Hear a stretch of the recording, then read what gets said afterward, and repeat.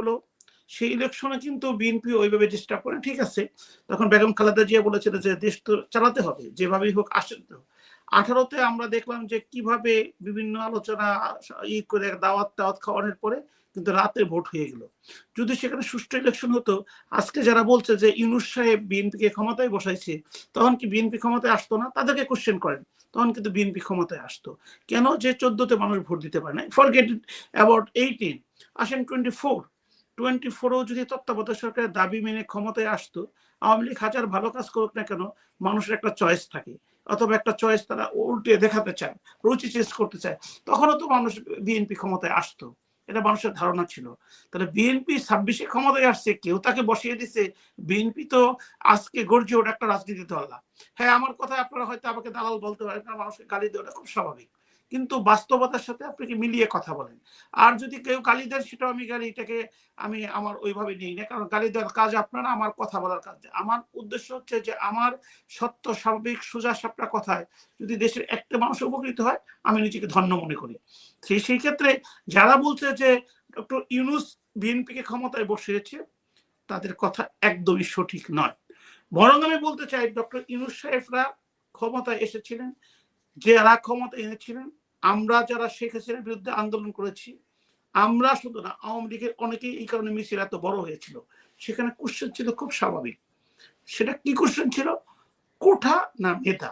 যারা লেখাপড়া করছে, আমাদের সন্তান, আমাদের ভাইয়েরা ইউনিভার্সিটিতে পড়ছে, তারা একটা চাকরি পাবে, একটা সুন্দর ন্যায় নিষ্ঠবান ভাবে তারা চাকরি পাবে, এই কোঠার বাইরে তারা চলে আসবে। হ্যাঁ, মুক্তিযুদ্ধ 1971 সালে অনেক সুযোগ পেয়েছেন, তখন অনেকে শিক্ষিত ছিলেন। যারা শিক্ষিত তারা দেশপ্রেম চর্চা করতে পারেন।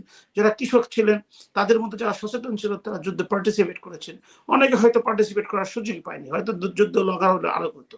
তাদের প্রতি সবাই রেসপেক্ট করে, শ্রদ্ধা করি, বা তাদের সম্মান জানায়। কিন্তু সেটা যখন যুগ যুগ ধরে সেই কোঠা চলতেছিল, সেই কোঠা একবার চেঞ্জও হয়েছিল, সেটাকে আবার যখন রিস্টোর করেছে, তখন ছাত্র আন্দোলন করেছে। সেই যৌক্তিক আন্দোলনের সাথে আমরা ছিলাম। সেই আন্দোলনে কিন্তু কোনো লোক বলে নাই যে বঙ্গবন্ধুর 32কে ভেঙে ফেলতে হবে, বঙ্গবন্ধুর মাথার উপরে প্রস্রাব করতে হবে। সেই আন্দোলন কিন্তু বলা হয় নাই যে সংবিধানকে পুড়ে ফেলতে হবে, কবর দিতে হবে। সেই আন্দোলন কিন্তু বলা হয় নাই যে সেখানে গণভোট হবে, গণভোটে এই জিনিসগুলো সংস্কার হবে। সেই আন্দোলনে কিন্তু বলা হয় নাই যে বাংলাদেশটাকে আপনার 5টা প্রদেশে ভাগ করা হবে। সেই আন্দোলনে কিন্তু বলা হয় নাই যে এরা ক্ষমতায় এসে এরা উপদেষ্টা হবে। ঠিক আছে, ভেরি গুড, ফাইন, রাষ্ট্র পরিচালনার অধিকার সবার আছে। আমরা ইয়াং ছেলেদেরকে বিশ্বাস করি, মেয়েদেরকে বিশ্বাস করি যে ইয়াংরা তারা অ্যাটলিস্ট ডিসঅনেস্টি, কারাপশন থেকে দূরে থাকবে। কিন্তু 24-এ যারা শহীদ হলেন, যারা আহত হলেন, তাদের জন্য আমরা কি করতে পেরেছি? বরং যারা নেতৃত্ব দিয়েছেন, তাদের কার পরিবর্তন হয় না, একটা সিঙ্গল এক্সাম্পল দেখেন। যে দেশে তারা এনসিপি করলো, এটা তো 24-এর আন্দোলনের মধ্যে ছিল না। তারা আন্দোলন করেছে, দেশের মানুষ, এখানে রাজনীতিবিদরা দেশটাকে সুন্দর করবেন। আমরা বিএনপির যুগোপযোগ আন্দোলন করেছে, দেখেছি বিএনপির শত শত না হাজার হাজার নেতারা জেল কেটেছে, কিন্তু বিএনপি কখনো অস্ত্র ট্রেনিং নেয় নাই, কখনো তারা আন্ডারগ্রাউন্ড থেকে বক্তৃতা দেয় নাই যে অমুককে হত্যা করা হোক। সেখানে প্রকাশ্য পুলিশকে হত্যা করা হয়েছে। পুলিশ তো কি আপনার ডক্টর ইউনূস সাহেবের আমলে গোপালগঞ্জ পুলিশ হত্যা করে নাই, আর্মিরা হত্যা করে নাই। এখন যদি কোনো আন্দোলন হয়, বিএনপির নির্দেশে পুলিশকে রাস্তায় থাকতে হবে না, কারণ পুলিশ জনগণের চাকরি করে। যারা রাষ্ট্র পরিচালনা করে, তাদের কথা পুলিশকে মানতে হবে। পুলিশের নিজস্ব কোনো স্বাধীনতা নাই। পুলিশের ওই হেড অফিস থেকে যদি একটা নির্দেশনা সরকারের বিরুদ্ধে জারি করে, তাহলে সকলের চাকরি চলে যাব।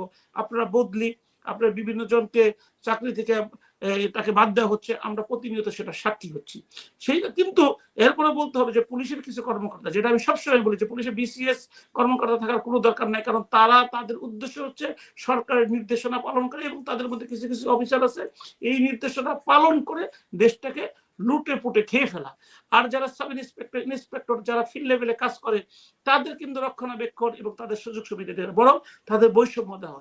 যে ছেলেটা একই শিক্ষাগত যোগ্যতা, শুধু বিসিএস দিতে পারে নাই, সে সাব ইন্সপেক্টর হিসেবে জয়েন করলো, ইন্সপেক্টর হলো, তার যদি প্রমোশন দেওয়া হয় কোনো নিয়ম ছাড়াই, তাকে বদলি করা হয় কোনো নিয়ম ছাড়াই, প্রমোশনে যদি সে এডিশনাল এসপি পর্যন্ত হয়, তাকে চাচু, নানু, মামা তিরস্কার করা হয়, সবচেয়ে পুরাতন গাইডে দেওয়া হয়।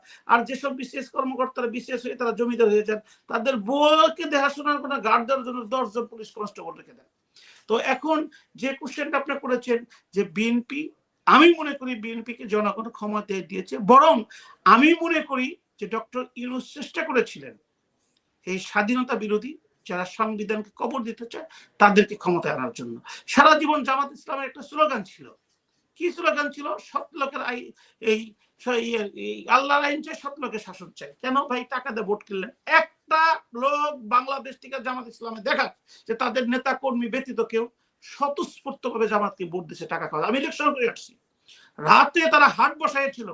আপনারা দেখেছেন অনেক জায়গায় ধরো যদি বিকাশ বন্ধ না করতে বিএনপি ক্ষমতা আসতে পারতো না। তারা টাকার কারণ তাদের সাথে বিএনপি আওয়ামী লীগের একটা ডিফারেন্স, আই ডু রেসপেক্ট, কিন্তু সেইটাকে তারা শয়তানি কায়দায় ব্যবহার করছে। তাদের নেতা কর্মীরা, জামাতের কথা বলছি, ডেডিকেটেড, তারা ওই তাদের এই পার্টি ফান্ডের টাকা তারা পকেটে পড়ে নেয়, কিন্তু পার্টি ফান্ডের টাকাটা তারা সাধারণ মানুষের কাছে দিয়েছে। যে লোকটাকে আমি আগের দিন উপকার করেছি তার বাড়িতে যে তারপরের দিন এই ডক্টর ইউনূসের গ্রামীণ ব্যাংকের কিস্তি দিতে হবে 5,000 টাকা দিয়ে আসছে, 3টা ভোট। তারা তো আল্লাহকেও ভুলে গেছে, যে দাঁড়িপাল্লায় ভোট মেরে আসছে। এই যে অসহায় মানুষগুলোকে তারা গেট করে শুধু টাকা দেয় নাই, ভোট কেন্দ্র পর্যন্ত তাদের নেতা কর্মীরা বিভিন্ন স্টেজে দাঁড়িয়ে কোনো আকারটিতে ভোট কেন্দ্রে দাঁড়িয়ে নিশ্চিত করছে যে টাকাটা মিসইউজ করছে কিনা। এইভাবে তারা ভোট নিয়েছে। এখন আপনি যদি সত্য স্বাভাবিক রাজনীতি করতে চান, টাকা দিয়ে ভোট নিলে কোনো সৎ আদর্শবান দেশপ্রেমিক লোক কখনো পারবে না। রাজনীতিবিদদের সবচেয়ে বড় সম্পদ হচ্ছে তার কিছু না থাকা। আগের যত রাজনীতিবিদদেরকে দেখবেন যে কোনো শহীদ প্রেসিডেন্ট জিয়াউর রহমান, ওনার একটা শিরা গেঞ্জি ছিল, বাঙ্গা সুটকেসের কথা বলা হয়। বঙ্গবন্ধুকে অ্যাসোসিয়েট করা হয়েছে পরিবারে, তাদের কোনো ব্যাংক অ্যাকাউন্ট খুঁজে পাওয়া যায় না। 4 নেতাকে জেলখানা হত্যা করা হয়েছে, তাদের কোনো ব্যাংক অ্যাকাউন্ট টাকা পয়সা পাওয়া যায় না। যদি আপনি রাজনীতি করতে চান, আপনি যদি নিজেকে ত্যাগ করতে না পারেন, কোরবানি করতে না পারেন, তাহলে তো হবে না। কিন্তু আমাদের কোরবানি করে লাভ হলো কি? আমি 2996টা ভোট পেয়েছি, আমাকে দেখানো হয়েছে। কারণ আমার পক্ষে যারা ভোট দিয়েছে, যখন কেন্দ্র থেকে তাদেরকে বের করে দিয়েছে এজেন্টদেরকে, তাদের সিগনেচার নেওয়া হয় না, তারা প্রতিবাদ করার সাহস, কারণ তাদের একক। তাহলে এখন যারা বলে যে এই ইউনূস সরকার কখনোই আন্তরিক ছিল না বিএনপিকে ক্ষমতা আনার জন্য, বরং তারা চাচ্ছে বিভিন্ন আন্দোলন বিভিন্ন কিছু করিয়ে দেশটাকে আরো রঙার। যদি তারা বিএনপিকে ক্ষমতা আনতে চেষ্টা করতো, তাহলে ইলেকশনের মাত্র কয়েক ঘন্টা আগে আমেরিকার সাথে চুক্তি করতো না। আরেকটা কথা বলতে চাই, আজকে জামাতের রাজনীতির মূল কি? দেশপ্রেম না, ইসলাম ধর্ম। আজকে ইরানের লোকদের উপরে যে ইসরায়েল এবং আমেরিকা প্রতিদিন এবং লেবাননে মানুষ মারতেছে, তারা একটা প্রতিবাদ করেছে? তারা তো মুসলমান। হ্যাঁ, আপনি একটা স্লোগান দিতে পারেন শিয়া সুন্নাহ। আরে ভাই, শিয়া সুন্নাহ তো কোরআনের ক্ষেত্রে নাই, কোরআন তো সকলের জন্যই। আমাদের সবচেয়ে পবিত্র ধর্ম কিন্তু কোরআন শরীফ।